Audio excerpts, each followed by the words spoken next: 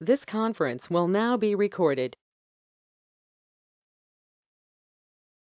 Hi everyone, welcome to day 5, tip 5 in relation to setting up a company in China.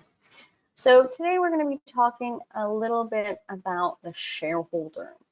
And in front of you on the screen, what you can see is the type of shareholding structure that you can set up in China. So the shareholder is the ultimate owner and has the ultimate power of authority over what is going on in your China company. And I want to touch on a little bit about the shareholder and give you this diagram so that it gives perspective on what comes underneath, etc. So in terms of the shareholder, you have a couple of options in terms of how you want to structure that. So the first option is that you as an entrepreneur or business owner, you can act as the individual shareholder for the structure in China.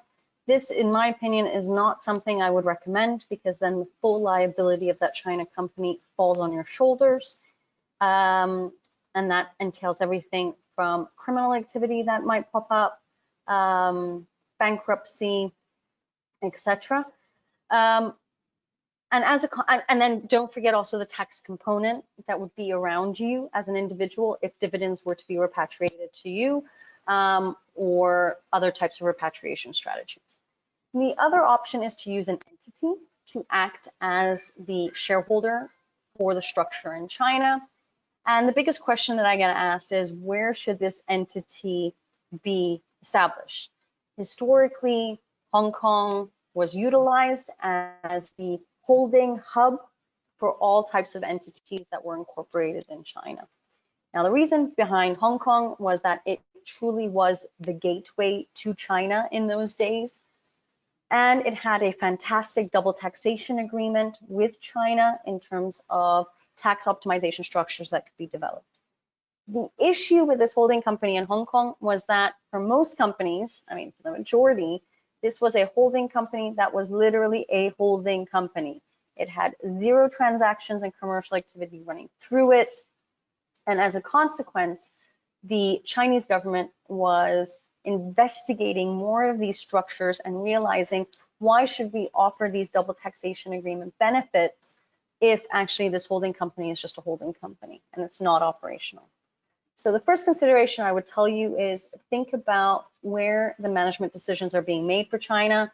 Think about, does it make sense to have a holding structure and to pay those costs surrounding that holding structure, even if you're planning to be only profitable in 5 to 10 years' time?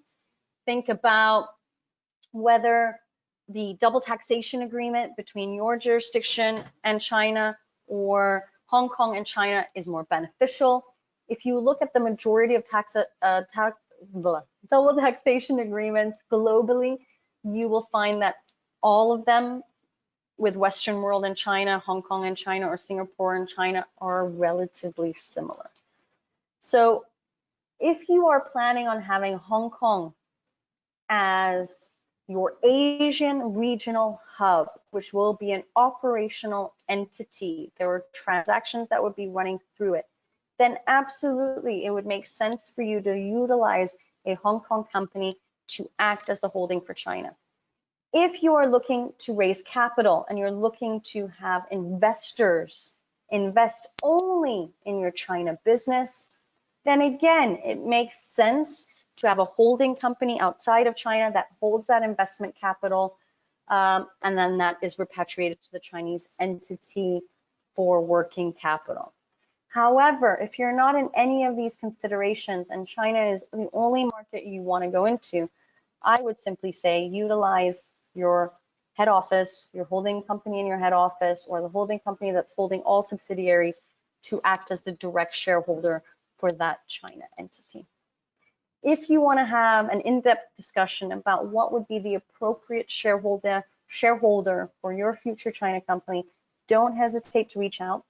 Happy to brainstorm with you, but I also recommend you to talk to your tax advisors in your home jurisdiction about what would be the best option for you in terms of tax optimization, in terms of structural optimization, and as you, as the beneficial owner, business owner, entrepreneur, what would be the best option for you from your own personal tax perspective. Tomorrow, we're going to be talking about all of the other roles and positions, but today I just wanted to focus on the shareholder for you to understand that there are several options available in terms of how you structure that. I hope this was helpful, and I look forward to seeing you again tomorrow.